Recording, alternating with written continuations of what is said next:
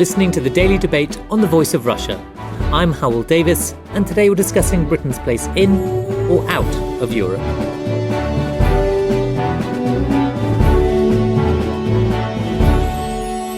Last Sunday, the Observer newspaper published the results of a poll of 5,000 Europeans in 4 different countries: the UK, Germany, France and Poland.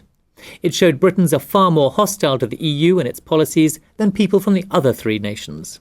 Just 26% of voters here see the EU as a good thing, compared with 42% who see it as a negative thing.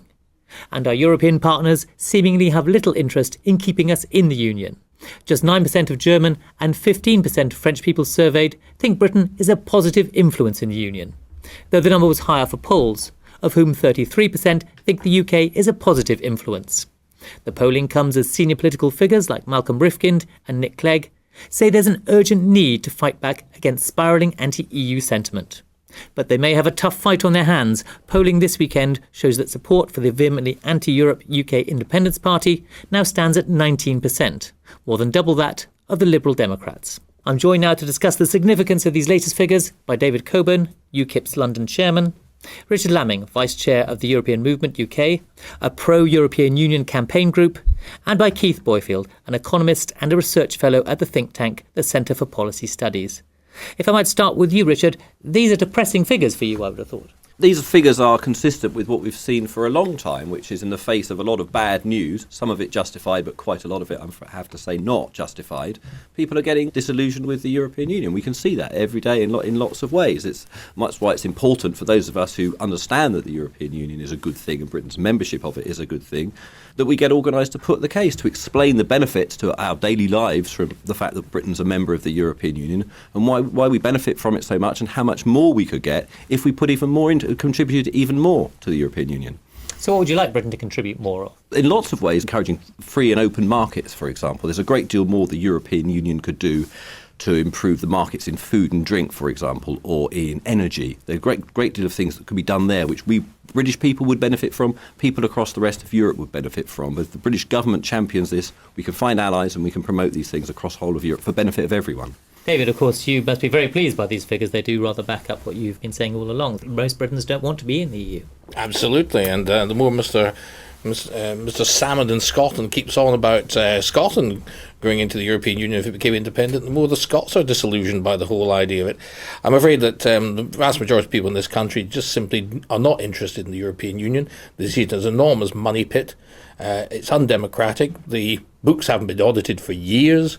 It's seen as thoroughly corrupt and seen as a retirement home for corrupt European statesmen or prime ministers who have already ruined their own countries and go off to ruin the rest of the European Union as well. On a point of information, the books have been audited. The only thing is they've not been approved. Well, and I think what's it's the 13 or 14 years since they were approved. And part of the problem is that the European Commission Audit Department is reliant upon member states to do a lot of the providing a lot of the information, and it's simply been inadequate. It's a quagmire, the European Commission, particularly the way in which they spend their regional budget. It was described by myself and a colleague at the London Business School as bribing people with their own money. It's not a union, it's a criminal conspiracy. Keith, you said there that it's the fault of the member nations. So do we blame the European project for things that are actually the fault of the individual nations, perhaps too much? To an extent, and I think part of the problem with the European Union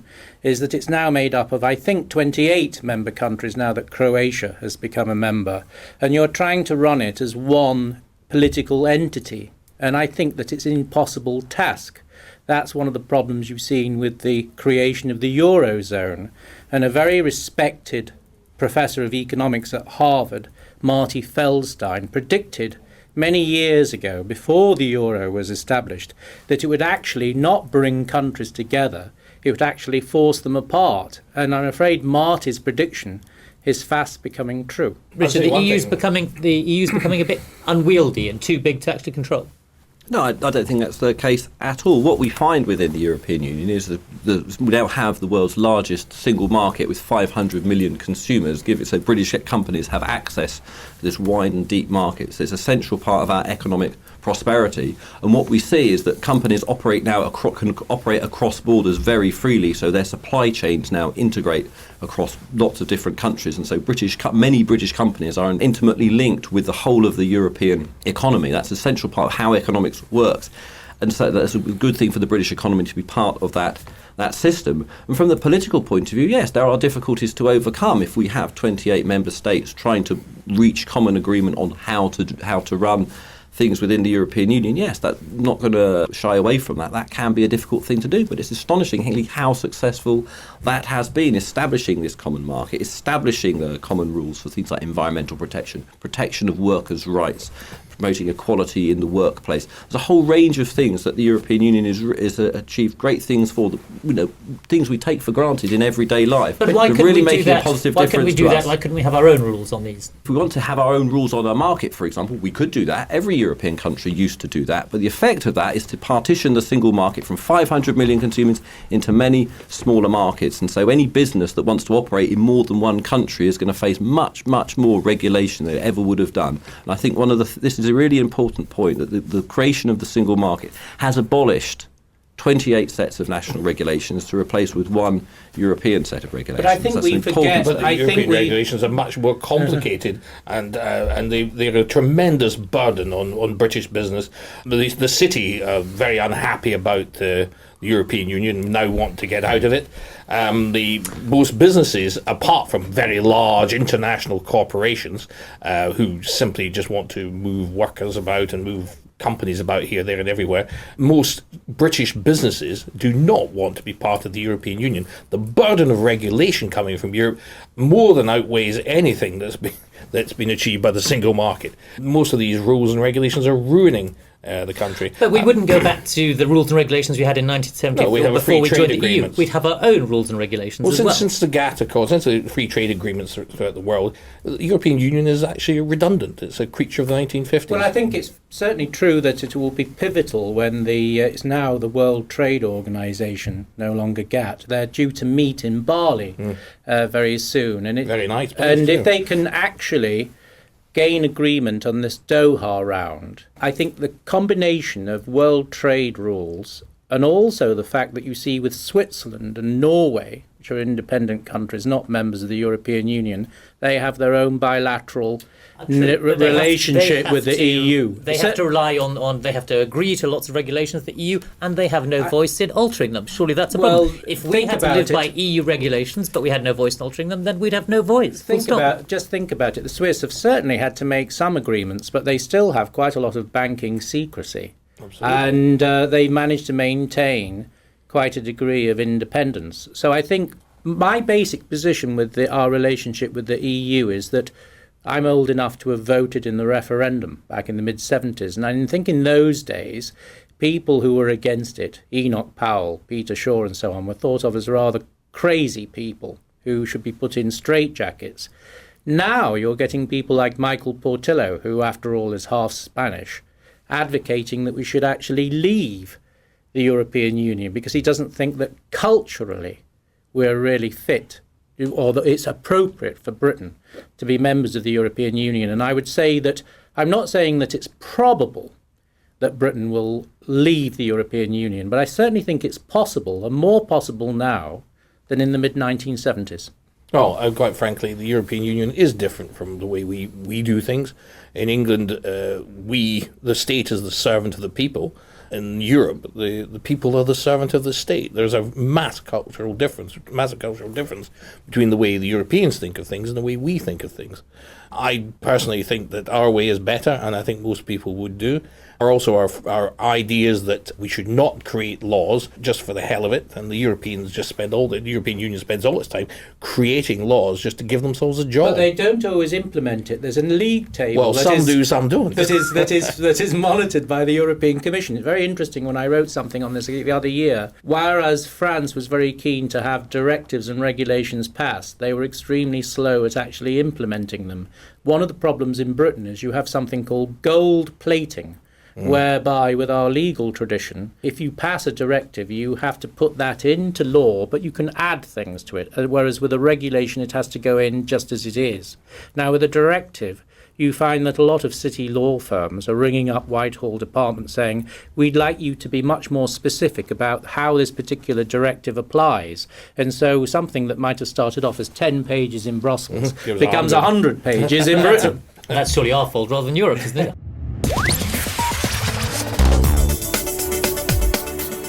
You're listening to the Daily Debate on the Voice of Russia. I'm Hywel Davies, and today we're discussing Britain's place in or out of Europe. I'm joined by David Coburn, UKIP's London chairman, Richard Lamming, Vice Chair of the European Movement UK, and by Keith Boyfield, an economist and research fellow at the Centre for Policy Studies.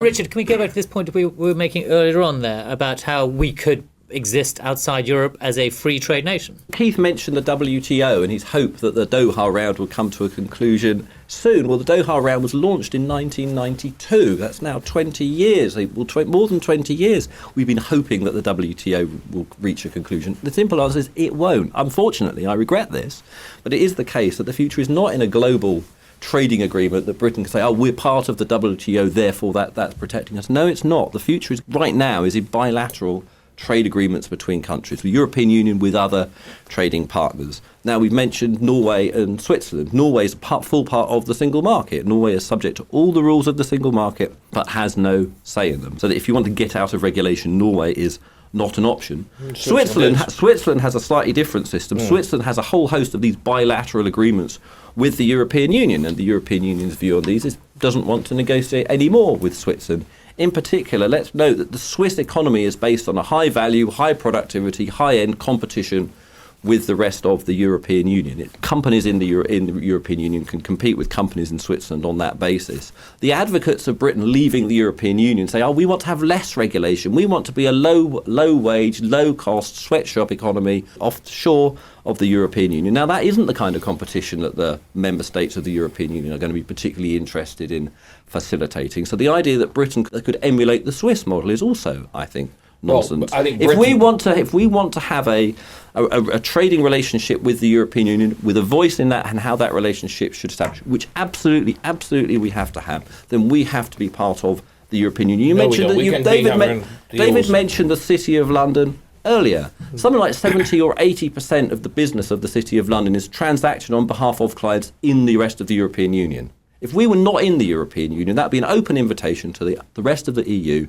to make it increasingly harder for its companies in their countries to do their business in the City of London. If we wanted to cut off 80% of the business of the City of London, the way to do it is to leave the European Union. I think that is madness. David, how do you respond to the slightly larger criticism of, the European Union is our major trade partner? You're relying on the fact that there'll be a global free trade agreement and that we'd get access through that. Are you not being slightly naive there, saying, well, of course they'll let us have access to the markets? No. Britain wants to do its own deals with the growing economies of Asia, China and India. We don't want to be... We export more to Ireland than we do to these countries. I mean, it's still a tiny cohort. What about tomorrow? Tomorrow is another day. We want to be growing, doing business with the expanding economies of Asia, not the sclerotic European, dead in the water, overpriced, overregulated, governed by, a bunch of bureaucrats who are not democratically accountable, and it's so slow to make up its mind and to do things. The European Parliament is an absolute joke. It has no power. The ministers most of them are ex-ministers who have done something appalling in their own countries. Yes, some of them are communists. For a long time, this is irrelevant. For a long time in the future, the EU is going to be our major trading partner, isn't it? Well, of course it will. And do you think the European Union don't want to do business with us? Because we are one of their big trading partners. There's not going to be any difference if we leave the European Union with our trade with Europe. The Europeans are just as keen to do business. They want to sell their champagne. We're one of the biggest consumers of champagne. The French will still want to sell their champagne to us. They'll still want to sell their perfume. The Germans will still want to sell their Mercedes and their BMWs and all the rest of it.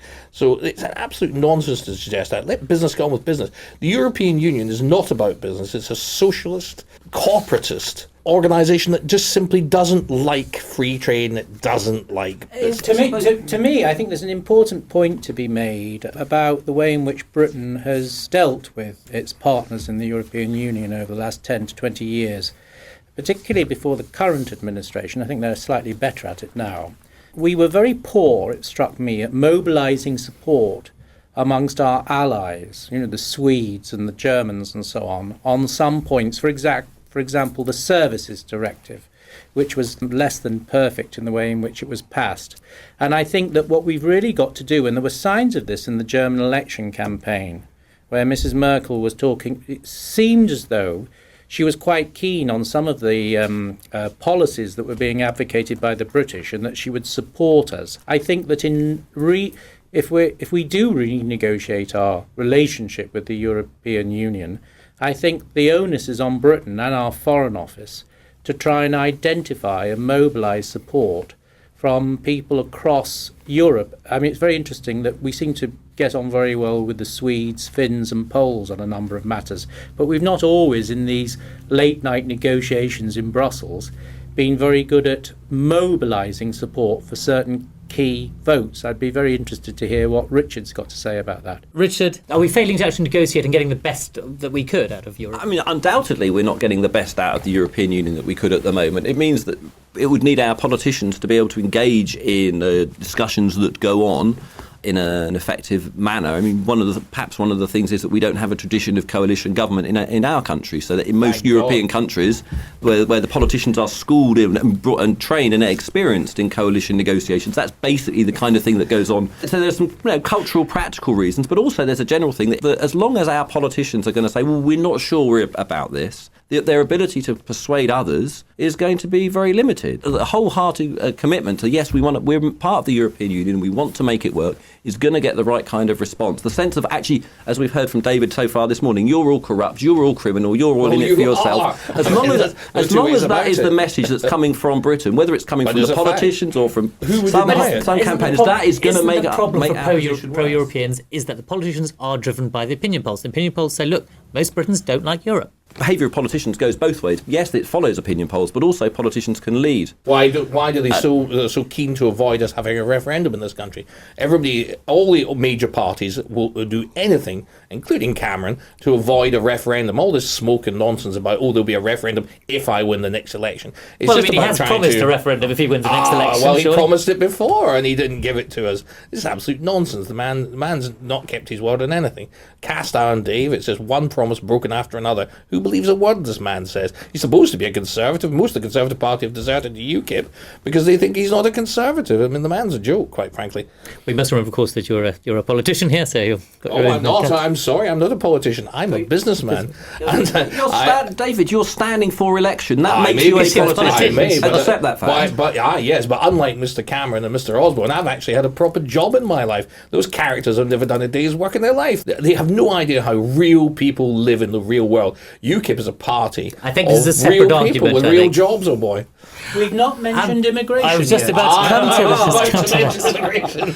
We do have, and I think I'll go to Keith on this first, we do have from the 1st of January what's being seen as a major shift. Romanians and Bulgarians coming in from the 1st of January. How much of an impact do you think that will have on the European elections that are coming up next year? Oh, I think that it's going to be... I suspect that UKIP might actually win more votes than any other party at the European elections because relatively few people bother to go and vote.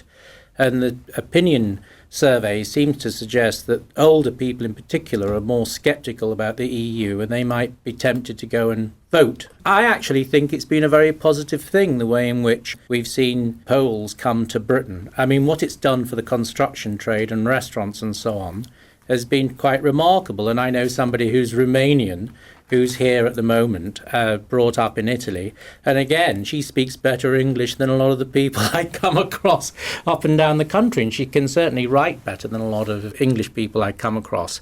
So I think that it's been a very positive thing on the whole to attract a lot of intelligent, go-ahead people from Eastern Europe. We could do with a few more of them, in my opinion. Richard, I'm sure you'd agree with that. All the economic evidence shows that immigration is a net positive for our economy, that immigrants pay more in taxes than they receive in benefits. There is an issue that comes up. It's not just about economics. There is an issue about culture and people feeling, is this the country they're used to? At what rate should things be allowed to change? There is an issue there. But on the economics, it's an overwhelmingly positive story. One thing in particular to say, mention about what's coming from beginning of next year with Romanians and Bulgarians. Romanians and Bulgarians already have the right to work here. What will happen is they'll be extended slightly from the beginning of next year. And in practice, right now, the Romanians and Bulgarians who want to come and work in Britain can do so. There's so this fear that's being stoked up that the entire country, those two countries, will be entirely depopulated. This is the perhaps this is the that demand. fear, you said that about perhaps Poland that fear that is slightly UKIP's based making. on the fact that initial estimates of how many Poles would come here, for example, were were wildly wildly out. Yeah, well, the next thing is that fewer Poles came to Britain than went to Germany. Yes, but a lot more than they were expected. No. And so the idea that every person in Romania and Bulgaria is waiting on the 1st of January 2014 to come to Britain and not to any of the other countries is just nonsense. Well, this is an important thing. Sorry, but out of a chance. UKIP have nothing against immigrants. Matter of fact, some very fine people have come to this country. And if I were Romanian or I were Bulgarian or I were Polish, I would have been on the next boat out or the next train across, because I'd want to improve the lot of my family. And the European Union has completely destroyed the European economy with the euro. That's why there's massive unemployment in Greece, Portugal, Spain, and now that unemployment's being imported into the UK. I don't blame the Poles, I don't blame the Bulgarians coming over, I would do it myself. But the thing is, if you don't want the health service to collapse, if you want schools and hospitals, and you want the infrastructure to survive, it's impossible to have mass immigration on those levels. You're listening to the Daily Debate on the Voice of Russia. I'm Hywel Davies, and today we're discussing Britain's place in or out of Europe. I'm joined by David Coburn, UKIP's London chairman, Richard Lamming, Vice Chair of the European Movement UK, and by Keith Boyfield, an economist and research fellow at the Centre for Policy Studies. Survey after survey shows that they pay more in taxes than they take out, immigrants. Well, I'm not sure that that's always true. And if you're having mass immigration, you must remember that it's all very well for these fine gentlemen sitting next to me, tremendously middle class, very bourgeois, professional, all the rest of it. But what about the working man? What about the fact that his wages are being suppressed? I don't think that's necessarily valid. Shall we ask an economist, Keith? It's very striking. Most of the European immigrants I come across seem to have 2 or 3 jobs, and none of them claim benefits. And it's very striking if you go to Scotland, for example. This is not just a London thing. My dear mother, who's about to celebrate her 94th birthday, is always struck when we go to some remote glen up in Scotland that you go to a hotel or bar, and it seems to be entirely populated by people from Estonia or Poland who speak extremely good English and are charming. You speak as an economist, I speak as a businessman. Well, the reason for that is because the wages have been suppressed. They don't want those jobs because the wages are too low, because they're being undercut by European workers. Now, I don't blame the Poles. I don't blame any Eastern Europeans for coming here. I would do the same myself. Anyone would want to better their family. And no one is fighting to stay in France. No one is fighting to stay in Germany. They're all clambering over themselves to get to Calais, to come here. Because our social security system in this country is based on need. It is not based on how much you put in. On the continent, you only can take out what you've put in. That system does not apply in this country. Our social security system will collapse if you have unlimited open-door immigration. And the Bulgarian and Romanian people coming in may be the straw that breaks the camel's back. Now, I'm getting older, and I'd say you two chaps aren't quite in your first flush of youth. And, you might be sitting in a hospital queue. It's all right if it's getting your bunions scraped, but what happens if you've got cancer and you're sitting in a queue and you're sitting behind 200, 300 Bulgarians, Romanians? You've got to worry about that. I mean, I worry about that when I go to hospital. Can I put your worries to Richard then? We're going to face a social security net that is under extreme pressure. The doctors and the nurses are from the country. Without immigrants in this country, there would be no health service because you don't train doctors and nurses, and you undercut their salaries. That's very simple. If you undercut their salaries, then British people don't want to do the jobs. Or they can't afford to do the jobs because they've got to feed their wives and families. We're hearing from David the argument to put up the minimum wage. What you want as a middle class person, as a bourgeois individual, you're just happy. As a bourgeois individual, you're as happy as Larry to see wages of working people suppressed, because it's not a threat to you. You're a lawyer, you're a doctor, you're an economist. So you're not under threat. Middle class people are not under threat. But what about the other people in this country? They have a say. They have a vote too.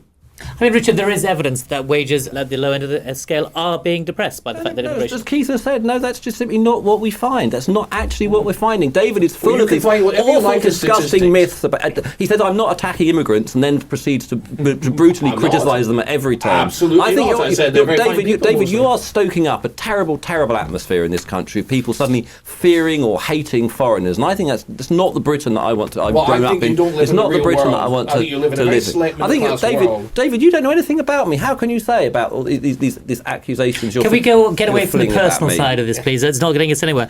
Can we ask some questions then, perhaps, about why Britain is so unpopular in Europe? We've got the figures here, say 9% of Germans and 50% of French people surveyed think of Britain as a positive influence. Richard, why do you think we are so low in this? Well, we've just been listening to David. I think that's pretty good proof of that. If Britain sets out simply to be abusive to the other countries, they're just being realistic about their economy. If we have unlimited open-door immigration from Europe, our health service and our social security system, which is different from the European system, will simply collapse. And that is not what the average Briton wants. As a matter of fact, UKIP has so many ethnic minorities, first and second generation. They are particularly worried about this. You have some of the older immigrant communities in this country cannot get jobs because of this. There are problems up in Sheffield. That's obviously concerning Mr. Clegg, who obviously doesn't go off to become a European Commissioner for his collaboration with Mr. Cameron. He's obviously want to re-elect in Sheffield, so he's just desperately worried about this. There's a lot of problems between the communities, Asian communities, and these Roma coming into this country who are not behaving in the same way that they would expect. So, there is a problem in this country. You can't just sweep it under the carpet. And it doesn't affect the middle classes as much as it affects the working classes. I would say that it's rather significant that the advocates of ever greater political union over the last 20 years would have hoped that British school children would have been more interested to learn French, German, Italian and Spanish than they have proved to be. I think the statistics, and there was an OECD report on this recently, I mean, it's very discouraging the way in which, whereas even when you get sort of Italian, German footballers playing in the Premier League here, they all seem to speak pretty good English. Not that many English footballers speaking decent Italian or French overseas. Not too many of them go overseas. Well, not too many British politicians either. David Cameron hasn't said a word of French since he came into office. Despite his Eton education.